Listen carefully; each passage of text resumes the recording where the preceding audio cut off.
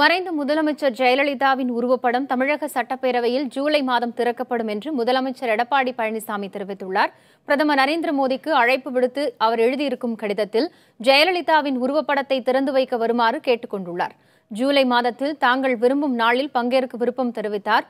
அதற்கேற்ப விழா ஏற்பாடு செய்யப்படும் என்றும் முதலமைச்சர் கடிதத்தில் குறிப்பிட்டுள்ளார். மேலும் டிசம்பர் மாத இறுதியில் நடைபெறவுள்ள எம்ஜிஆர் நூற்றாண்டு விழாவில் சிறப்பு விருந்தினராக பங்கேற்குமாறும் பிரதமரை முதலமைச்சர் கேட்டுக் கொண்டுள்ளார்.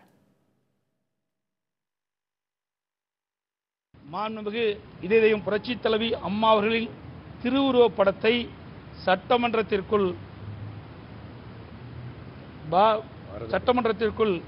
வைக்கப்பட உள்ளது. அதை மாண்புமிகு பாரத பிரதமர் திறந்து வைப்பதற்கு அழைப்பு விடுத்துள்ளேன். சென்னையில் டிசம்பர் மாதம் இறுதியில் பிரம்மாண்டமாக புரட்சித் தலைவர் எம்ஜிஆருடைய நூற்றாண்டு விழா கொண்டாடப்பட உள்ளது. அந்த நிகழ்ச்சியில் மாண்புமிகு பாரத பிரதமர் அவர்களை சிறப்பு விருந்தினராக கலந்து கொள்ள வேண்டும் என்று அழைப்பு விடுத்திருக்கின்றேன்.